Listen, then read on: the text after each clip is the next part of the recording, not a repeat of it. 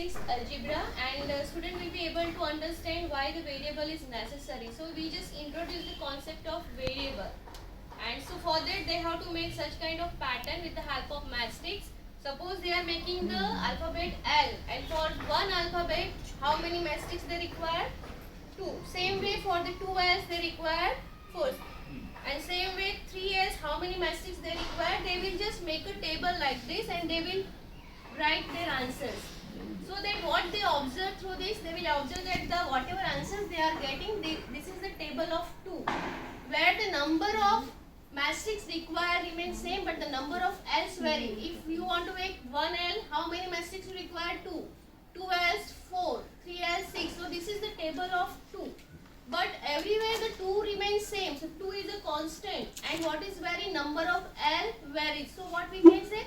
If you want to make n number of L, then how many matchsticks you require? So 2 multiplied by n. So you are getting 2n. So where n is your variable. Why? Because the value of n is vary. It will not take any constant value. But 2 is remain constant. So this way they can understand the difference between the constant and variable. Variable means the value of that particular thing vary. Okay.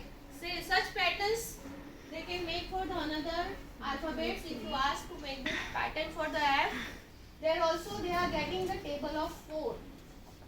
So if you want to make 1F, how many matchsticks you require? 4. 2F, how many matchsticks require? 8. So this way again they can complete this table and find one conclusion that what is the common formula for that. So general rule for this, it is 4n, where the n is a variable because its value varies. This is about the alphabet. Suppose you want to make any shapes. Triangle if you want to make. Then, if you want to make one triangle, how many matchsticks require? 3. For the 2 triangles, 5. For the 3 triangles, 7. And for the 4 triangles, 9 matchsticks. If you keep on observing the patterns, you can understand that if you remove one matchsticks, then what you are getting? The table of 2. If you observe this pattern, then each and everywhere the difference between 3 and 5 it is 2, 5 and 7 it is 2, 7 and 9 it is 2. So 2 is a constant difference between this pattern. So whenever you form the pattern, so general rule they can identify that it is the table of 2 if you remove 1 from all. So that is the general formula, that is 2x plus 1, when they can replace the value of x so that you are getting the number of matchsticks required. So here if you are taking the x is equal to 10, then how many matchsticks you require? That also you can find with this pattern. So this is all about pattern. Next diagram you can consider square. Same pattern we are following. For making one square, how many matchsticks you require? 4. For 2, 7. For 3, 10. So keep on observing such kind of patterns. They understand that the number of difference, 4, 7 that is 3, 7, 10 that is also 3, 10 and 13 that is also 3. So 3 is the constant difference between these patterns.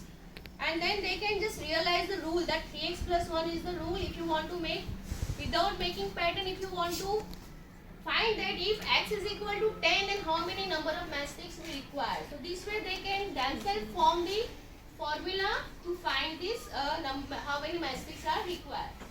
So this is all about the algebra, where they can understand the concept of variable and why it is necessary. So this is all about variables.